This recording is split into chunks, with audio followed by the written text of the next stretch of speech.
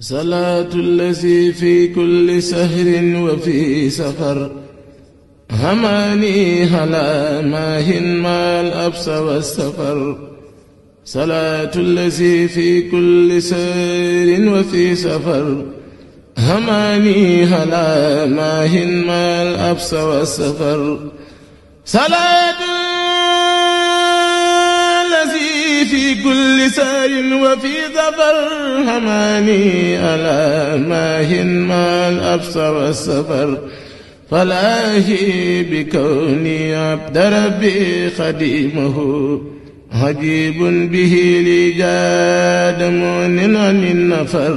هديت عن المولى وأن خير خلقي عليه السلام من لبؤت بالسفر أعوذ بالله من الشيطان الرجيم بسم الله الرحمن الرحيم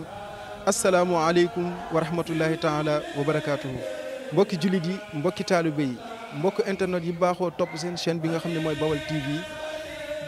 dikk nañ fas yéene ànd ak yéen ci màggalu Touba édition 2021 ci ay programme yu am solo plateau yu am solo jataay yu am solo gunge leen ko ci bis bu mag boobu nga xam ne mooy bisu fukki fan ak juróom-ñett ci weeru safar di bis bi Serigne Touba tukki woon liggéeyam bu rëy boobu seen télévision Baol TV ak mboolem équipe bi mu àndal fas yéene leen cee dëgtal programme yu am solo boo xam ni dana leen ko gunge ba ñu agsi ci bis bi dundal ko ak bu bis bi weesoo kon nag wéy leen di topp programme bu Baol TV dara du leen ump ci màggal gi ak desk religieux bu Baol TV ñu ciy ànd ak nag ay borom xam-xam yu mag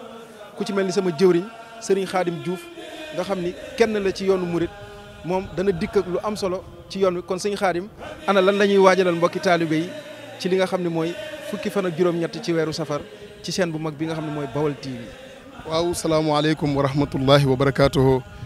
Serigne Moussa noonu nga ko waxee noonu rek la demee ndax ku ne xam na ni liggéey bi fi mu toll sori na lool kon Baol TV jóg na taxaw temm ngir lépp lu lëndëmoon mu fas ko yéenee leeral rawatina ci màggalu Touba gii nga xam ne taxaw nañ temm ngir fas ci yéenee amal ay programme yu mag. yu am solo comme noonu nga ko waxee ci ay boroomi xam-xam ci ay jànkatu xasida ci waxtaanee ñi nga xam ne sëriñ bi dafa defar seeni maam waaye rawatina waxtaanee sëriñ bi ak tukki bi ak mboolem li aju ci tukki bi ak gànnaar geeg ceen jolof jeeg ak bi mu ñibbisee fay gi ko suñ borom fay ak tasaaroo gi mu tasaaroo ku ne xam na ne sancub dëkk di xaari nattu sëñ Tuubaa ko jëkk a def sëñ Moussa ndax ku mës a sancub dëkk li ngay bëgg mooy ay dëkkandoo maanaam assainissement ak ndox ak courant waaye sëriñ bi nga xamee ne nattu bi taxaw na suñ borom da koo xamal ni ko Touba day nattu ba du la fa fekk mukk ndax Touba al maarusa wa maskani jahal maskanan mubaraka comme yàlla da koo aaral nag ci la ju génne Touba nag sañ ci bàkki bari di xaar ay nattu kon kooku mooy Cheikhul Khadim kon ñi ngi waaj yu am solo yoo xam ne nañu topp télé bi incha allahu di Baol TV danañ amal ay programme yu am solo yoo xam ne incha allahu danañ ci dikk xam naa incha allah.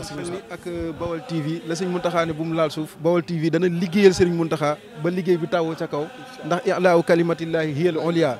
kon nag mbokk yi mi ngi noonu ak équipe bu Baol TV desk religieux bu Baol TV dana leen gunge ci màggalu Touba édition 2021 ba dara du leen ump ci li nga xam ne mooy màggalu ren gii ci ruq yëpp ci anam yëpp ci bernde yi ci njàngum xasida mi ci njàngum alxuraan gi ci siyaar yi waaye nag ak ci lépp loo xam ni day dundal bis bi